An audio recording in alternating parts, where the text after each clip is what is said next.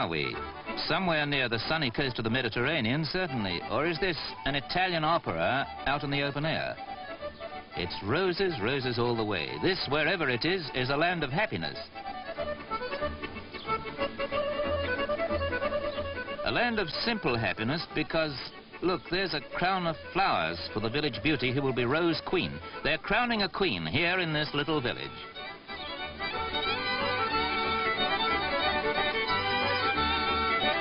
Here's where they gather roses, and there are 15 billion rose trees in this valley to make a rose perfume famous throughout the world. Don't let us spoil the romance of it with statistics, but for every gram of this attar of rose perfume distilled and captured, 27,000 roses must be plucked in the early morning before the bold sun has stolen the scent and simply squandered it away in the country air.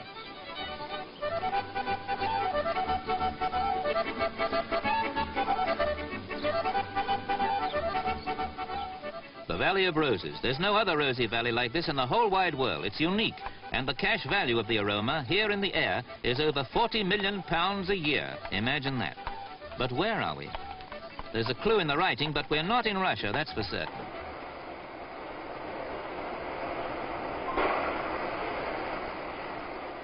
This is a land that symbolically lives on roses, on sunshine, on delicate crops, on subtle loveliness. Here they're distilling the perfume of the valley, which is worth, in hard fact, more than half as much again as its weight in gold. But don't mention gold, because now we're in a monastery. Where can we be? There are a lot of monasteries here, and in a way the monks are heroes, though this is a communist country. This is Bulgaria, a country on the Black Sea the size of Ireland. And for 500 years of Turkish domination, it was the monks that kept their national spirit and their language alive.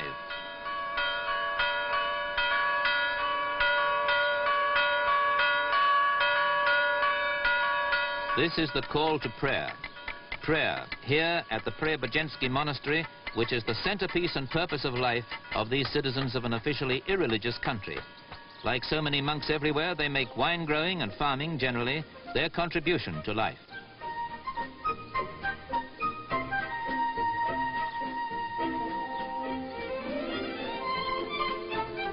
The fact that Bulgaria is what they call a socialist state makes it a surprise for us in the West to find that it's a rosy land of scent and honey and the luxuries of life, like strawberries which are exported from here to countries all over the continent. But we're beginning to learn some exciting things about little Bulgaria, as she, in turn, is learning things about us.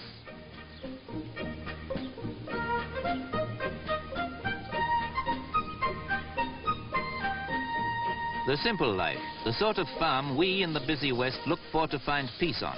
But even here, where they crave for peace, such sleepy farms are getting rare. They've got modern machinery on the new farms where they've banded together, but you still find the simple life within easy reach. The new and the very old alongside, and that's very, very old. But in Bulgaria, you'll encounter the ancient attractions in combination with the most modern conveniences. You're approaching Sofia, the capital city, not 4 hours away from London. Sofia has become a tourist magnet that holidaymakers the world over, who are seeking that decimal difference, find difficult to resist. Join these miscellaneous modern wanderers and see if you share their amazement and their taste.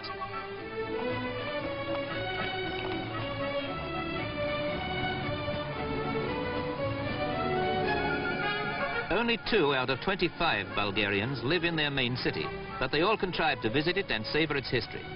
The 5th largest cathedral and its new TV tower, largely British built. You can win £2,000 on the monthly lottery, or a car, or a flat. Roses, roses everywhere on the boulevards, and handcraft pottery in the market that really is quaint in the most genuine meaning of the word. Flowers mean as much to Bulgarians as patriots like Georgy Dimitrov, their pre-war anti-Hitler hero, remembered today with ceremonial guards, such as you used to see in Ternova, their old capital. Imagine this river fortress of a city built on 3 hills when there were marauders.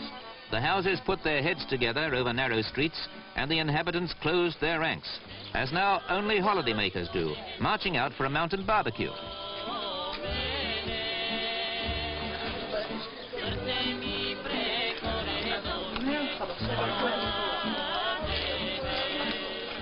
Here's where the Balkan Mountains dip down to the holiday coast of the Black Sea. And Western visitors find the warm welcome implied in a drink from the wooden wedding bottle, the most complimentary prelude to kebab in the open air. Just listen to the mountain music.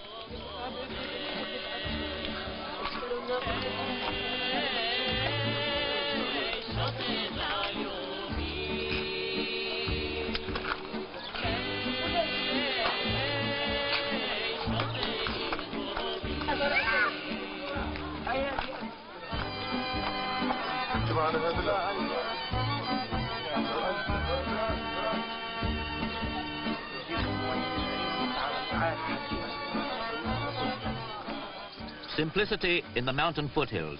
Sumptuous luxury just a short drive away in the coastal resorts. Golden Sands, they call the beach where they built these luxury hotels. East and west meet here, where 250 miles of sunshine shore have been developed as an exciting new polyglot playground for the world. Once they say you could stand at the bridge at Istanbul and if you waited long enough, meet everyone from everywhere that you'd ever known. Today, this can happen here because these golden sands now belong to a new, discerning world of youngsters in search of fun.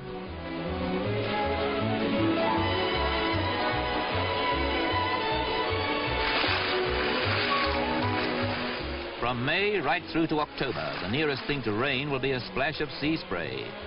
But there's a breeze blowing gently in from the blue sea from sunrise to dusk, and at night a warm land breeze blowing out. Bulgaria was built for the carefree holiday.